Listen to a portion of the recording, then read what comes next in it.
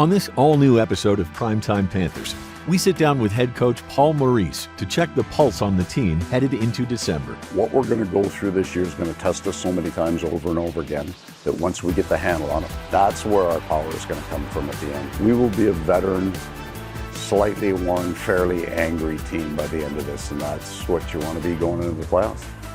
And we relive the back-to-back wins against the Carolina Hurricanes. And he gets the steal. Lusterine has Bennett in front. Score! Sam Bennett makes it 3-zip. Plus, we sit down with the artist behind the beautiful jerseys designed for Panther Conservation Night. I just got so inspired to do the best job possible. I really feel like my jersey, it's like another portrait of myself. All of that and more this week on Primetime Panthers.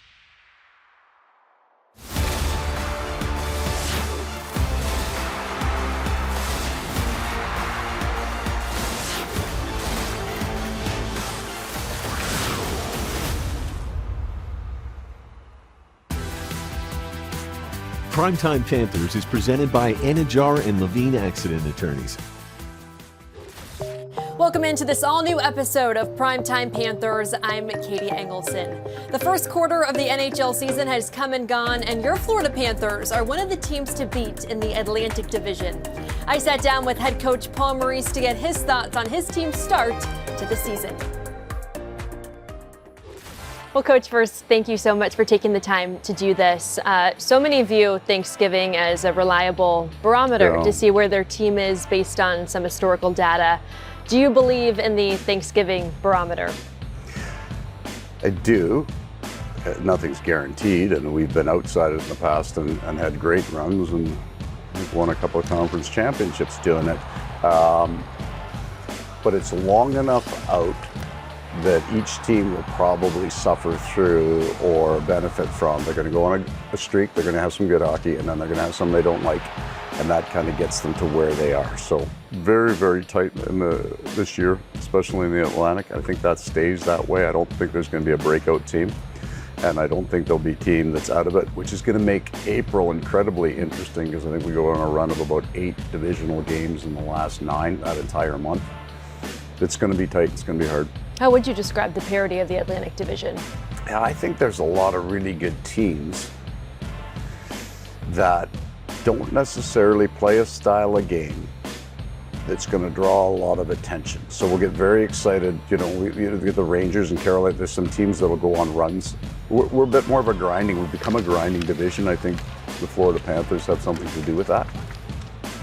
Most of these teams have tried to add size, weight, muscle, that kind of player. I think the skill level possibly is slightly down or slightly under the other divisions. I think that has nothing to do with winning and losing. You can have a very good team that's not the highest scoring team in the league. So that's going to be heavy. And I think we're going to, all of the teams that come, any of the teams that come out of the Atlantic are going to be legitimate contenders if they can make that top 8. Now that we are roughly a quarter into the season, what is your assessment of where your team is at? Our forward group has the potential to be better than last year. Our defense has to aspire to becoming as good as last year, but it's possible. And then those two things will come together with our goaltending at the right time. I think that we won't know exactly how good we are right till the end, and that's okay. It's not about peaking at the right time. I do not believe that. I think that's a horrible, horrible idea. But you look at what we'll face. So the Buffalo Sabres, I believe, are the only team that will play more tired games than we do this year. And there's a huge disparity in the National Hockey League schedules, and it has a huge impact. The next piece is geographic. We're just on the airplane an awful lot. We play 14 sets of back-to-back games. We're going to do 4 in 1 month and 3 to finish the season. I think we play at a slightly fatigued level the whole year. That's fine. You can win like that. Some of our best hockey is played in the most difficult schedules. That's usually the sign of a good team. So you got to make the playoffs. I'm not saying that's a shoo-in for our club or for any team. But what we're going to go through this year is going to test us so many times over and over again that once we get the handle on it, once we get comfortable with it, that's where our power is going to come from at the end. We'll be, we will be a veteran, slightly worn, fairly angry team by the end of this, and that's what you want to be going into the playoffs. Going off of that, it's no secret that it has been a little bit of a challenging stretch, and after one of the most recent losses, you said you learn from it and it becomes who you are. Oh, for sure. What did you mean by that? The things that cause you problems. One-offs aren't anything that you worry about, but you'll get into a stretch each year, and we had 4 of them last year.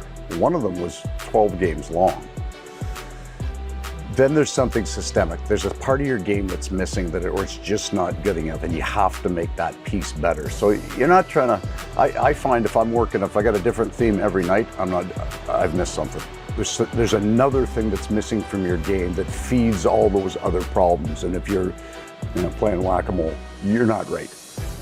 But if you can get it right and find the theme, what'll happen is you'll come out of it because of it, and the players will go, okay, that has to stay in our game. This is really, really important that we do this every night.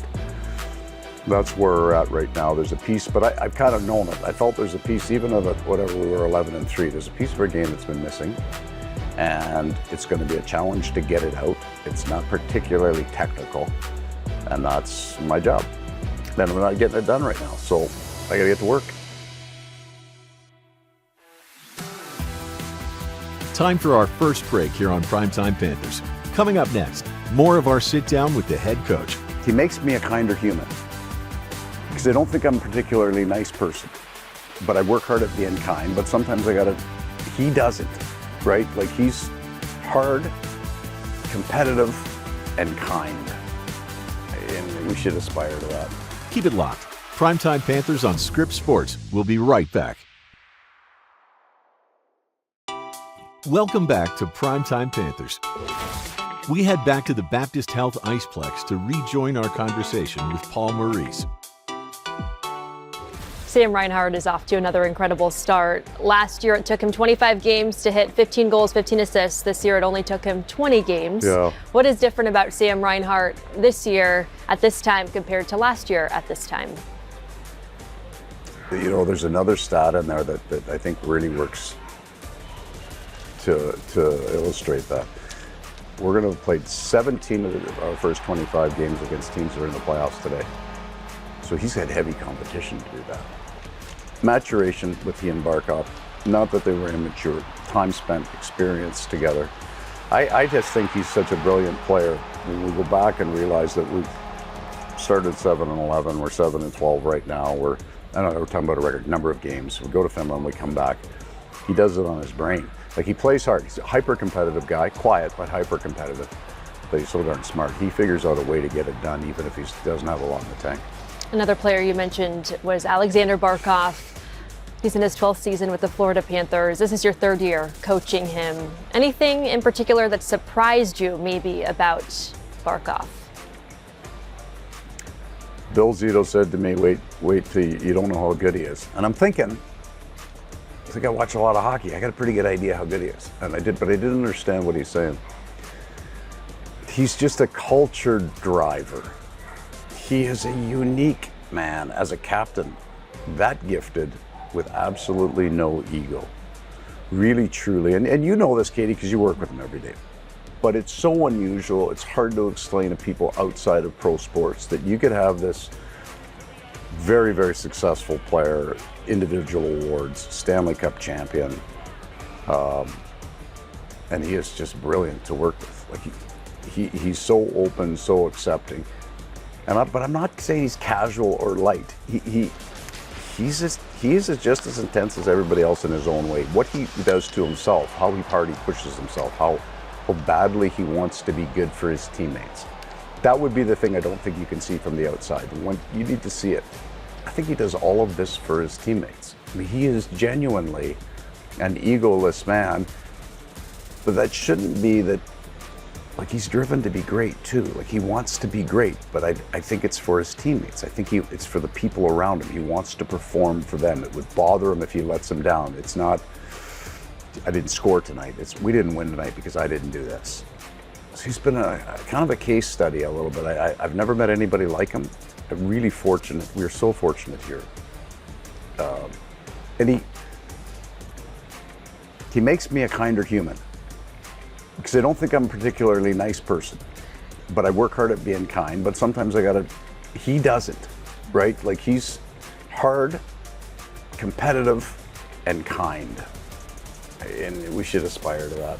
Lastly, the Four Nations tournament is a few months away. Yeah. We've still got some time, but it was announced that General Manager Bill Zito will be a part of that tournament, Yes. representing the Panthers, as well as head equipment manager Teddy Right, Richards. Teddy. How will you be spending that time, that little break there? Cheering for my guys, right? So I think in the past that I've watched much of the special programs, the special games. We got so many guys going now. I'm cheering for them. It's going to be fun in the locker room, the chirping back and forth, and some of that. I'm really happy for these guys. It's quite an honor, and when you talk to them about going, Sam Reinhart, who hasn't been named to the team, but I'd like to think he has an excellent chance. Like, he wants it. He wants to play for Team Canada. Gustav Forsling feels the exact same way about Sweden. Like, this is a big deal for these guys, and it's great that some off-ice people get to go to. Well, you know the work that Teddy goes. We get to a hotel, go to bed, they go to the rink for 3 more hours and work. And Bill Zito's built this entire thing here. The people that are all together, the way we all work together, the way we all get along. I'm glad they get to appreciate it. I will enjoy the fact that I'm not there. I'll find something to do. I'm sure fishing, maybe. I'd like to get out. In the future. That would be good. It's almost like I tell people I like to fish, and I think, but you don't fish, right? You actually have to go fishing. Maybe we'll take some time to go some fishing. Awesome. Well, thank you so much, All right, Coach, Kate. for the time. We really appreciate All it.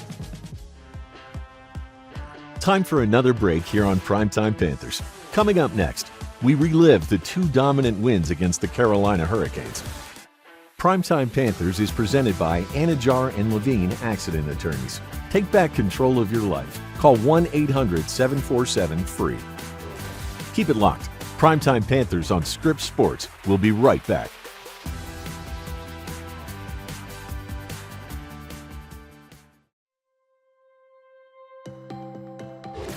Welcome back to Primetime Panthers. I'm Katie Engelson.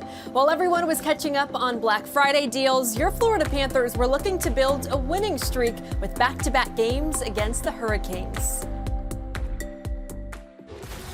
2-game tough matchup against the Carolina Hurricanes. You talk about tough, it's as tough as it comes. Carolina right now is second in the NHL in the standings, but they are the best team in hockey right now. Great 6 periods of hockey over the next couple of days, and it may get a little bit nasty. We always love that.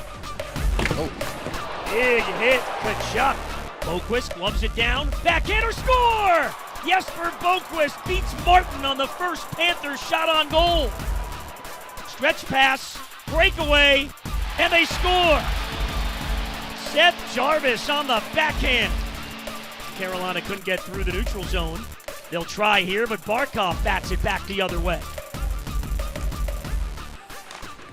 Burns has it stolen away. Barkov sets up Reinhart, and yes, sir! Sam Reinhart with a no-doubter. 18th goal of the season. Verhaeghe, great move to get in, and he scores! Carter Verhaeghe snaps it home! And the Panthers have a 3-1 lead. Aki made a good play to Chucky, and Chucky hit me with speed, and I had a lot of speed going in, and just tried to get the shot through, and happy to win it. And Jarvis picks it up down at that goal line. Gostisbehere had trouble for a moment. Now Roslovic for Walker. There's the wrist shot, score! Oh, it got through upstairs, and Carolina gets one back. I mean, every shot from the point that's wristed is a chance, right? And 2 go in on you. The 3-3 goals, their 3rd shot in that period. So we didn't feel we were under siege at the point in time. Well, Svechnikov lead pass. Natchez saved by Bobrovsky. And it's out of play. Oh, the NHL's leading point man denied by Bobrovsky. It's a lot more open this 3rd period. Score! Look who it is again! A.J. Greer with a big goal in a 3rd period. Good one here, and Lundell knocks it free. Ekblad springs Losterinen. 2-on-1 with Lundell. Head to Losterinen, walks in and shoots. Save, rebound, score! Anton Lundell! Hagee stays on him. Oh, then a big hit. Kachuk on Natchez. Rodriguez up ahead. Sam Bennett. Bingo! The Panthers beat the Hurricanes impressively. After last night's impressive win over Carolina, the Florida Panthers now find themselves sitting atop the Atlantic Division standings and will now look to build off of last night's effort here in the second game of a back-to-back. Paul Maurice, former Hurricanes coach, likes where his team is right now, physically and mentally. Look out, lead feed. Here comes Natchez against Knight, and Spencer makes a huge save. Lundell works it free with a good effort. Turns and shoots, score! And the Panthers are on top, 1-0. Barkov wins the faceoff, right back to Forsling. Gets it to the net, save Martin, it's loose in front. Ekblad picks it up. Ekblad fires, score! Aaron Ekblad! Aaron Ekblad, his first goal of the season. It's nice that pucks are going in, but it's the structure in which we play in that gives us those opportunities. Natchez goes across, great save by Knight on the one-timer, and Spencer Nice got it. Reinhardt trying to get free, Barkov in front, can shoot, and they score! At the buzzer, it's good! Incredible play by the Panthers!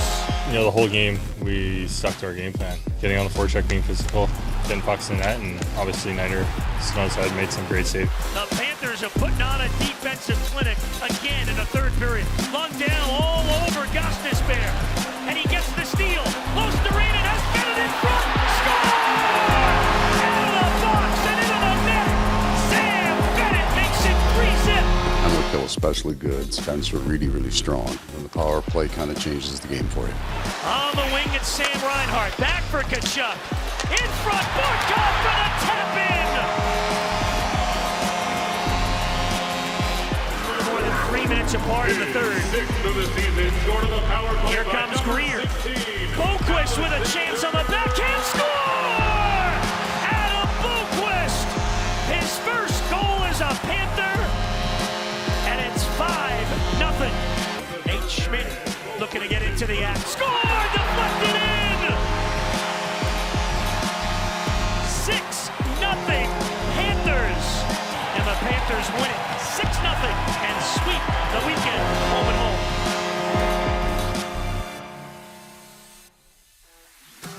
Time for our final break here on Primetime Panthers. Coming up next, the Florida Panthers hosted Panther Conservation Night, and we have all the details. When I was designing the background of the jersey, I wanted to show the habitat like really lush and full of life. So if you really start to look closely at the little details, there's native birds, plants, orchids, there's even a little gator that I hid in there somewhere. Don't go anywhere. Primetime Panthers will be right back. Welcome back to Primetime Panthers.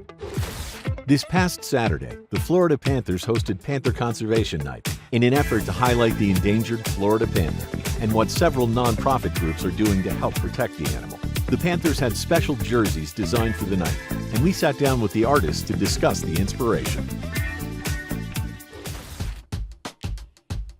I'm David Lavernia. I'm from Miami, Florida, Westchester to be exact. Nice little municipality in Miami. I grew up skateboarding and surfing, and that's kind of how I got into the art world and started my art journey. I designed a jersey for the Panthers. It's like, how did this happen?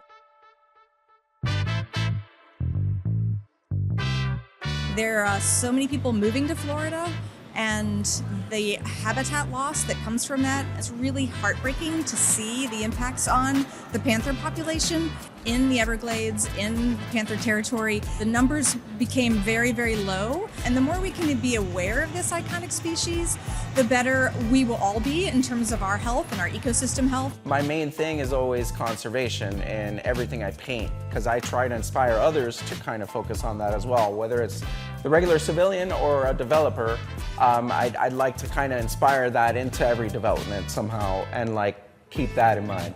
My initial reaction to the Panthers wanting to work with me on a jersey was, wait, I get to design a jersey? This is wild. Like everybody's gonna be wearing this jersey with my name on it? But then I was more like, wait, this is such a great opportunity to like be in line with my brand and what I want to do with conservation efforts. I just got so inspired to do the best job possible. I really feel like my jersey, it's like another portrait of myself and another kind of definition of my work. When I was designing the background of the jersey, I wanted to show the habitat like really lush and full of life. So if you really start to look closely at the little details, there's native birds, plants, orchids, air plants, there's cypress trees, there's sawgrass, there's even a little gator that I hid in there somewhere, and there's like 3 more panthers in there somewhere snuck in. And I love doing that kind of thing because I want people to keep looking at this jersey and keep getting inspired. I wanted to make it truly, truly special because I felt so special to be chosen for a Panthers jersey. There's a lot of hope because people across Florida are coming together to protect the lands through the Florida Wildlife Corridor, and protecting the lands where the panther thrives and can move and roam is really important. With progress, like focus more on like the long term and what we can do better, whether it's our shopping choices or where we develop or how we develop, just focusing on our future. Path of the Panther, the project is so grateful to the Florida Panthers Hockey Foundation for supporting outreach efforts. All of our resources are available for free. Anyone can access these resources and learn about, in a really compelling way, what's happening in the corridor and the conservation efforts that are taking place. We're just really thrilled to have the support tonight and to have a special event focused on conservation of this Florida panther. It is truly amazing everything that we've been able to accomplish in South Florida and Miami, and especially all these efforts going into panther conservation, and working with the Panthers in general is just a dream and a joy.